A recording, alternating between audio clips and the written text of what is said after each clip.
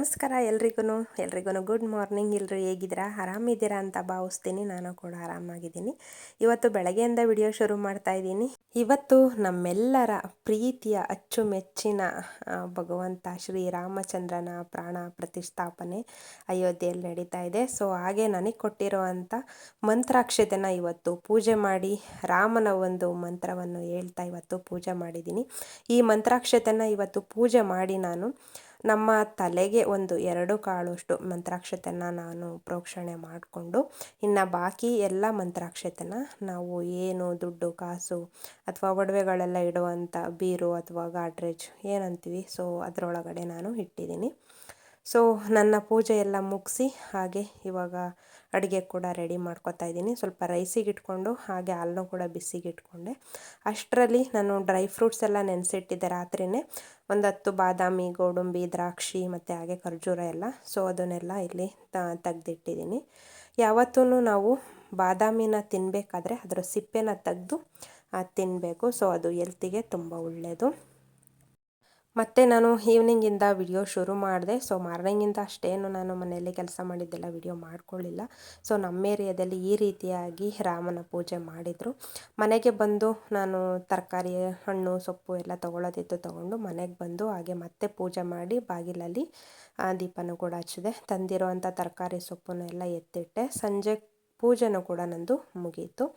So ಸಂಜೆ ನಾನು ಪೂಜೆ ಆದಮೇಲೆ ಮಂತ್ರಾಕ್ಷತೆ ಇತ್ತಲ್ಲ, ಸೊ ಅದನ್ನು ಅದೇ ಪ್ಯಾಕೆಟ್ ಒಳಗಡೆ ಹಾಕ್ಬಿಟ್ಟು ಸೊ ನಾನು ಬೀರು ಒಳಗಡೆ ಎತ್ತಿಡ್ತಾ ಇದ್ದೀನಿ. ನಾನು ವರಮಹಾಲಕ್ಷ್ಮಿ ಮುಖವಾಡ ತೊಗೊಂಬಂದಿದ್ನಲ್ಲ, ಸೊ ಅದರ ಹತ್ರ ನಾನು ಈ ಮಂತ್ರಾಕ್ಷತೆನ ಇಟ್ಟಿದ್ದೀನಿ. ಸಂಜೆಗೆ ನಾನು ದಿನ ಅನ್ನ ಸಾಂಬಾರು ತಿಂದು ಬೇಜಾರಾಗಿತ್ತು. ಸೊ ಹಾಗಾಗಿ ಸ್ವಲ್ಪ ದಾಲಿತ್ತು, ಅದಕ್ಕೇ ಗೋಧಿ ಹಿಟ್ಟಿನ ದೋಸೆನ ಮಾಡ್ಕೊತಾ ಇದ್ದೀನಿ. ನಾನು ತುಂಬ ವಿಡಿಯೋದಲ್ಲೆಲ್ಲ ಹೇಳಿದ್ದೀನಿ ಗೋಧಿ ಹಿಟ್ಟಿನ ದೋಸೆ ನನ್ನ ಫೇವ್ರೇಟ್ ಅಂತ. ಸೊ ಹಾಗೆ ಗೋಧಿ ಹಿಟ್ಟಿನ ದೋಸೆ ತುಂಬ ಆರೋಗ್ಯಕ್ಕೆ ಕೂಡ ಒಳ್ಳೆಯದು, ಅದು ಬೇಗ ಜೀರ್ಣಕ್ರಿಯೆ ಆಗುತ್ತೆ. ಸೊ ಇನ್ನೊಂದು ವಿಚಾರ ಅಂದರೆ ಚಪಾತಿಗಿಂತ ಅತಿ ಬೇಗ ಇದು ಜೀರ್ಣ ಆಗುತ್ತೆ. ಮತ್ತು ನಾವು ಏನು ತೇಗ್ತೀವಲ್ಲ ಆವಾಗ ನಮಗೆ ಅದೊಂಥರ ಗ್ಯಾಸ್ಟ್ರಿಕ್ ಅಸಿಡಿಟಿ ಥರ ಏನು ಪ್ರಾಬ್ಲಮ್ ಕೊಡಲ್ಲ ಅದು. ಸೊ ಹಾಗಾಗಿ ನಾನು ಚಪಾತಿಗಿಂತ ಜಾಸ್ತಿ ಇತ್ತೀಚೆಗೆ ದೋಸೆನ ಅಭ್ಯಾಸ ಮಾಡ್ಕೊಂಡಿದ್ದೀನಿ.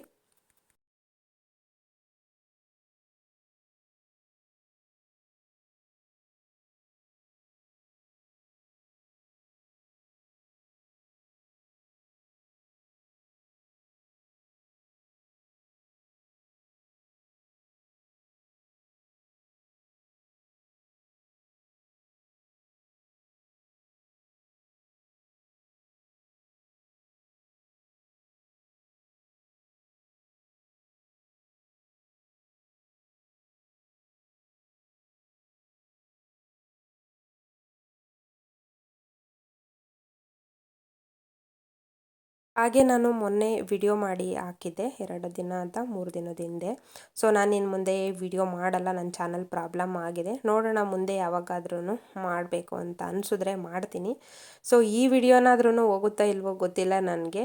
ಅಷ್ಟು ವ್ಯೂಸು ತುಂಬ ಕಡಿಮೆ ಬರ್ತಾಯಿದೆ ಮತ್ತು ನನ್ನ ಚಾನಲ್ ಕೂಡ ಪ್ರಾಬ್ಲಮ್ ಆಗಿದೆ, ಯಾವುದೇ ರೀತಿ ಅರ್ನಿಂಗ್ ಆಗ್ತಿಲ್ಲ ಅಂತ. ಸೊ ಅದಕ್ಕೆ ಕೆಲವರು ನನಗೆ ಒಂದು 2-3 ಜನ ಕಮೆಂಟ್ ಹಾಕಿದರು.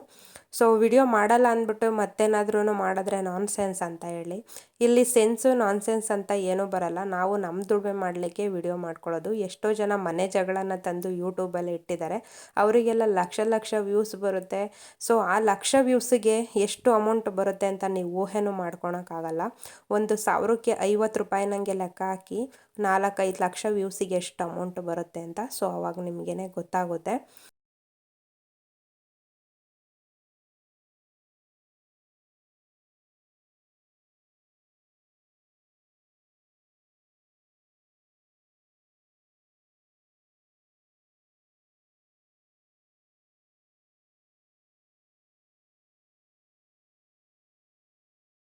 ಇಲ್ಲಿ ಯಾರೂ ಸುಳ್ಳು ಹೇಳ್ತಿಲ್ಲ, ಮೋಸ ಮಾಡ್ತಾ ಇಲ್ಲ. ಸೊ ನಾನು ನೇರವಾಗಿ ಹೇಳಿದೆ, ನನ್ನ ಚಾನಲ್ಗೆ ವ್ಯೂಸ್ ಬರ್ತಾಯಿಲ್ಲ, ಅದಕ್ಕೆ ನಾನು ಸ್ವಲ್ಪ ದಿನ ವಿಡಿಯೋ ಮಾಡಬಾರ್ದು ಅಂತೇಳಿ ಈ ಲಾಸ್ಟ್ ವಿಡಿಯೋ ಹಾಕಿ ಸುಮ್ಮನೆ ಆಗ್ತಾಯಿದ್ದೀನಿ. ನೋಡೋಣ ಮುಂದೆ ಏನಾದರೂ ನಂಗೆ ಮಾಡ್ಬೇಕನ್ಸಿದ್ರೆ ಮಾಡ್ತೀನಿ ಅಂತ. ಬಟ್ ಈ ಥರ ಮಾತಾಡಿದ ಮೇಲೆ ನನಗೆ ವಿಡಿಯೋ ಮಾಡಲೇಬೇಕು ಅನ್ನಿಸ್ತು. ಸೊ ನನಗೆ ಎಷ್ಟು ಸಾಧ್ಯ ಆಗುತ್ತೆ ಅಷ್ಟು ನಾನು ವಿಡಿಯೋ ಮಾಡ್ಕೊಂಡು ಹೋಗ್ತೀನಿ.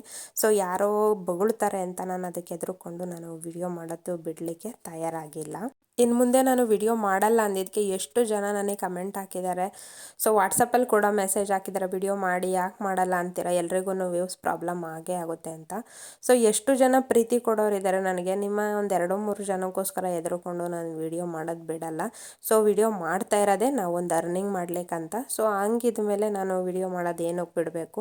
ಸೊ ಮಾಡ್ತೀನಿ. ಎಷ್ಟೋ ಜನ ಸುಳ್ಳು ಹೇಳ್ಕೊಂಡು ನಾನು ಪ್ರೆಗ್ನೆಂಟ್ ಇದ್ದೀನಿ ಹಾಗೆ ಹೀಗೆ ಅಂತೆಲ್ಲ ಹೇಳ್ಕೊಂಡು ವಿಡಿಯೋ ಮಾಡ್ತಾರೆ. ಅದಕ್ಕೆಲ್ಲ ಏನು ಕೇಳೋದೇ ಇಲ್ಲ. ಬಟ್ ನಿಯತ್ತಾಗಿ ನಾವು ವಿಡಿಯೋ ಮಾಡಿದ್ರೆ ಈ ಥರ ಬಂದು ಕಮೆಂಟ್ ಹಾಕ್ತಾರೆ. ನೈಟು ನಾನು ಊಟ ಮುಗಿಸಿದ ಮೇಲೆ ಮತ್ತೆ ನಾನು ವಿಡಿಯೋ ಮಾಡಲಿಲ್ಲ. ಮತ್ತೆ ನಾನು ಬೆಳಗ್ಗೆಯಿಂದ ವಿಡಿಯೋ ಶುರು ಮಾಡಿದೆ. ಮಾಮೂಲಿ ಅಂತೆ ನಾನು ರಾಗಿ ಮಾಲ್ಟ್ ಮತ್ತು ಹಾಗೆ ಸ್ವಲ್ಪ ಡ್ರೈ ಫ್ರೂಟ್ಸ್ ತೊಗೊಂಡಿದ್ದೆ. ಇವತ್ತು ಅಡುಗೆಗೆ ನಾನು ಬಸ್ಸಾರು ಮಾಡೋಣ ಅಂತ ಅಂದ್ಬಿಟ್ಟು ಸೊಪ್ಪನ್ನೆಲ್ಲ ಕಟ್ ಮಾಡಿ ಇಟ್ಕೊಂಡಿದ್ದೀನಿ. ಹಾಗೆ ಬಸ್ಸಾರಿಗೆ ಏನೆಲ್ಲ ಬೇಕೋ ಅದನ್ನೆಲ್ಲ ಇಲ್ಲಿ ಒಂದು ಬಾಣಲೆಲಿ ಹಾಕಿಟ್ಕೊಂಡಿದ್ದೀನಿ, ಹುರಿದ್ಬಿಟ್ಟು ರುಬ್ಕೊಳ್ಳೋಣ ಅಂತ. ನನ್ನ ಅಡುಗೆನೂ ಕೂಡ ರೆಡಿ ಆಯಿತು. ಮೊಳಕೆ ಹುಳ್ಳಿಕಾಳು ಮತ್ತು ದಂಟಿನ ಸೊಪ್ಪು ಹಾಕಿ ಬಸ್ಸಾರು ಮಾಡ್ಕೊಂಡಿದ್ದೆ. ಜೊತೆಗೆ ರೈಸ್ ಕೂಡ ಒಂದು ಸ್ವಲ್ಪ ಇತ್ತು. ಹಾಗಾಗಿ ನಾನು ರೈಸ್ ಏನು ಮಾಡ್ಕೊಳ್ಳಿಲ್ಲ, ಮಧ್ಯಾಹ್ನಕ್ಕೆ ಮಾಡ್ಕೊಂಡ್ರಾಯ್ತು ಅಂತ ಅಂದ್ಬಿಟ್ಟು ಸುಮ್ಮನೆ ಅದೇ. ಕಿಚನ್ ಎಲ್ಲ ಸ್ವಲ್ಪ ಕ್ಲೀನ್ ಮಾಡೋದಿತ್ತು. ಸೊ ಕಿಚನ್ನು ಕೂಡ ಎಲ್ಲ ಕ್ಲೀನ್ ಮಾಡಿಬಿಡೋಣ ಅಂತ ಕ್ಲೀನ್ ಮಾಡ್ಕೊತಾ ಇದ್ದೀನಿ. ಒಂಟಿಯಾಗಿ ಇದ್ದಾಗ ನಮಗೆ ಯಾರಾದರೂ ಒಂದು ಮಾತಂದರೆ ಪಟ್ಟಂತ ಮನಸ್ಸೊಳಗಡೆ ಹೋಗ್ಬಿಡುತ್ತೆ. ಸೊ ಅದು ಎಷ್ಟೋ ಜನಕ್ಕೆ ಅರ್ಥ ಆಗಲ್ಲ. ಯಾಕಂದರೆ ಅವರಿಗೆ ಎಲ್ಲ ಸೌಲಭ್ಯಗಳು ಸಿಕ್ಕಿರುತ್ತೆ. ನಮ್ಮ ಥರ ಜೀವನನ ಅವರು ಜೀವಿಸಿದರೆ ಆವಾಗ ಅರ್ಥ ಆಗುತ್ತೆ ಇನ್ನೊಬ್ರು ನೋವು ಏನು ಅಂತ. ಬಟ್ಟು 10 ಜನ ಒಂದು ಒಳ್ಳೆ ಕಮೆಂಟ್ ಹಾಕಿದ್ರೆ ಅದರಲ್ಲಿ ಒಂದು 2-3 ಜನನಾದ್ರೂ ತಲೆಗೆ ಬಂದಂಗೆ ಅವ್ರ ಮನಸ್ಸಿಗೆ ಬಂದಂಗೆ ಕಮೆಂಟ್ ಹಾಕ್ತಾರೆ. ಅವ್ರ ಪ್ರೊಫೈಲ್ಗಳು ತೆಗೆದು ನೋಡಿದ್ರೆ ಒಂದು ಪ್ರೊಫೈಲಲ್ಲಿ ಫೋಟೋನೂ ಕೂಡ ಇರಲ್ಲ, ಒಂದು ಸಬ್ಸ್ಕ್ರೈಬರ್ ಕೂಡ ಇರಲ್ಲ. ಅಕೌಂಟು ಕ್ರಿಯೇಟ್ ಮಾಡಿ 7-8 ವರ್ಷ ಆಗಿರುತ್ತೆ. ಸೊ ಅಂಥವರೆಲ್ಲ ಬಂದು ನನಗೆ ಕಮೆಂಟ್ ಹಾಕ್ತಾರೆ. ಪ್ರತಿದಿನ ನಾನು ವಿಡಿಯೋ ನೋಡೋರು ಯಾರೂ ಆ ಥರ ಕಮೆಂಟ್ ಹಾಕಲ್ಲ. ಫಸ್ಟು ನಾನು ಆ ಥರ ಕಮೆಂಟ್ ಬರೋದೆಲ್ಲ ಓಪನ್ ಮಾಡಿ ನೋಡ್ತೀನಿ. ಫಸ್ಟ್ ಕಮೆಂಟ್ ಅಷ್ಟೇ ಇರುತ್ತೆ, ಒಂದೇ ಕಮೆಂಟ್ ಮಾಡಿರ್ತಾರೆ, ಅದು ಯಾವುದಾದ್ರೂ ಒಂದು ವಿಡಿಯೋಕ್ಕೆ. ಸೊ ಅಂಥವಕ್ಕೆಲ್ಲ ನಾನು ತಲೆನೇ ಕೆಡಿಸ್ಕೊಳಕ್ಕೆ ಹೋಗಲ್ಲ. ನನ್ನ ಮನಸ್ಸಿಗೆ ಹೇಗೆ ಇಷ್ಟ ಆಗುತ್ತೆ ಹಾಗೆ ಮಾಡ್ತೀನಿ. ಇವಾಗ ಸಡನ್ನಾಗಿ ನಾನು ವಿಡಿಯೋ ಮಾಡೋದು ಬಿಟ್ಟರೆ ನನ್ನದು $95 ಆಗಿದೆ. ಸೊ ಅದನ್ನು ಹೋಲ್ಡ್ ಮಾಡಿ ಇಟ್ಟಿದ್ದಾರೆ. ಅದನ್ನು ಯಾರೂ ಕೊಡಲ್ಲ, ಅದನ್ನು ನಾನೇ ತೊಗೋಬೇಕು. ಅದು ತೊಗೋಬೇಕಂದ್ರೆ ನಾನು ವಿಡಿಯೋ ಹಾಕಲೇಬೇಕು. ನಾನು ವಿಡಿಯೋ ಪರ್ಮನೆಂಟಾಗಿ ಹಾಕಲ್ಲ ಅಂತ ನಾನು ಹೇಳೇ ಇಲ್ಲ. ಸೊ ಸ್ವಲ್ಪ ದಿನ ಹಾಕಲ್ಲ ಅಂತ ಮಾತ್ರ ಹೇಳಿದ್ದೆ. ಏನಕ್ಕೆ ಇದನ್ನೆಲ್ಲ ಹೇಳ್ತಿದ್ದೀನಿ ಅಂದರೆ ಕೆಲವ್ರಿಗೆ ಕ್ಲಾರಿಟಿ ಕೊಡೋದಿರುತ್ತೆ. ಸೊ ನಮ್ಮ ಪಾಡಿಗೆ ನಾವು ವಿಡಿಯೋ ಮಾಡ್ಕೊಂಡು ಹೋಗ್ತಾಯಿದ್ರು ಇನ್ನೊಬ್ರ ಕಡೆಗೆ ಕ್ಲಾರಿಟಿ ಕೊಡಲೇಬೇಕಾಗುತ್ತೆ ನಾವು. ಸೊ ಅದಕ್ಕೋಸ್ಕರ ಹೇಳ್ತಾ ಇದ್ದೀನಿ. ಆ ವಿಡಿಯೋನ ಪೂರ್ತಿಯಾಗಿ ನೋಡಿದರೆ ನಾನು ಏನು ಹೇಳಿದ್ದೀನಿ ಅನ್ನೋದು ಕೆಲವರಿಗೆ ಅರ್ಥ ಆಗಿರುತ್ತೆ. ಅರ್ಥ ಆಗಿರೋರು ವಿಡಿಯೋ ಮಾಡಿ ಅಂತ ಹೇಳಿದ್ದಾರೆ. ಅರ್ಥ ಆಗ್ದಲೇ ಇರೋರು ಈ ಥರ ಮಂಗಗಳ ಥರ ಕಮೆಂಟ್ ಹಾಕಿದ್ದಾರೆ ಅಷ್ಟೇ. ಸೊ ಏನೂ ಮಾಡೋಂಗಿಲ್ಲ. ಎಲ್ಲದನ್ನು ಬ್ಯಾಡ್ ಕಮೆಂಟ್ನೂ ಸ್ವೀಕಾರ ಮಾಡಬೇಕು, ಗುಡ್ ಕಮೆಂಟ್ನೂ ಸ್ವೀಕಾರ ಮಾಡಬೇಕು. ಏನು ಮಾಡೋಂಗಿಲ್ಲ. ಶಿವ ಅವ್ರು ಬಂದಮೇಲೆ ಎವ್ರಿಡೇ ವಿಡಿಯೋ ಅಪ್ಲೋಡ್ ಮಾಡ್ತೀನಿ. ಸೊ ಮತ್ತು ಫೆಬ್ರವರಿಗೆ ನಂದು ಅಪ್ಲೈ ಇದೆ, ಅಪ್ಲೈ ಮಾಡ್ತೀನಿ.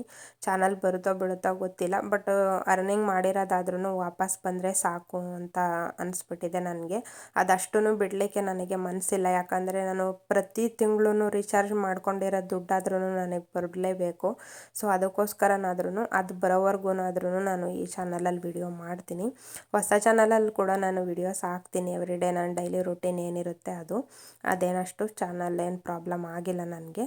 ಸೊ ನೋಡೋಣ ಯಾವ ಚಾನಲ್ ಕ್ಲಿಕ್ ಆಗುತ್ತೋ ಆ ಚಾನಲ್ಲು ಗೆ ವಿಡಿಯೋ ಹಾಕ್ತಾ ಹೋಗೋದು.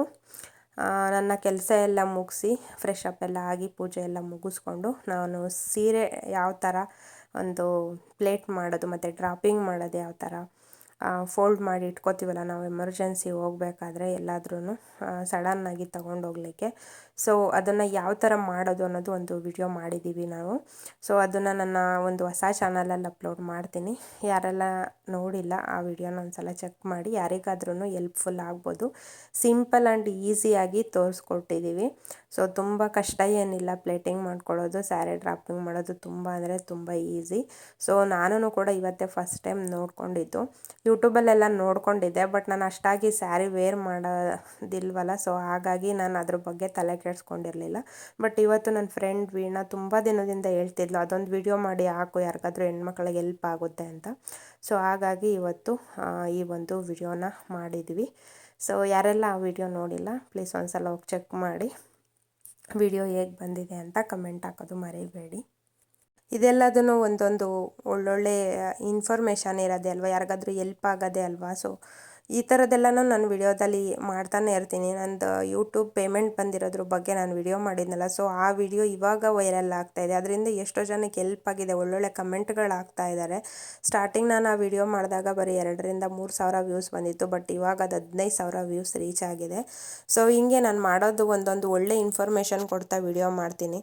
ಸೊ ಕೆಲವರಿಗೆ ಅದರಿಂದ ಬೇಜಾರೂ ಆಗುತ್ತೆ, ಇನ್ನು ಕೆಲವರಿಗೆ ಅದರಿಂದ ಹೆಲ್ಪ್ಫುಲ್ಲು ಆಗುತ್ತೆ. ನೈಟ್ ಊಟಕ್ಕೆ ನಾನು ಮುದ್ದೆ ಮಾಡ್ಕೊಂಡಿದ್ದೆ. ಬೆಳಗ್ಗೆನೇ ಸಾಂಬಾರು ಮಾಡ್ಕೊಂಡಿರೋದ್ರಿಂದ ಬಿಸಿ ರಾಗಿ ಮುದ್ದೆ ಮಾಡ್ಕೊಂಡಿದ್ದೆ. ಸ್ಯಾರಿ ಡ್ರಾಪಿಂಗ್ ವಿಡಿಯೋ ಎಲ್ಲ ಮುಗಿಸಿ ಇವತ್ತಿನ ವಿಡಿಯೋ ಇದಾಗಿತ್ತು. ವಿಡಿಯೋ ಇಷ್ಟ ಆದರೆ ಒಂದು ಲೈಕ್ ಮಾಡಿ, ಶೇರ್ ಮಾಡಿ ಹಾಗೂ ಕಮೆಂಟ್ ಮಾಡಿ, ಮತ್ತು ನನ್ನ ಚಾನಲ್ನ ಸಬ್ಸ್ಕ್ರೈಬ್ ಆಗೋದು ಮರೆಯಬೇಡಿ. ಮತ್ತೊಂದು ವಿಡಿಯೋ ಒಟ್ಟಿಗೆ ಸಿಗೋಣ. ಎಲ್ರಿಗೂ ನಮಸ್ಕಾರ. Thank you for watching.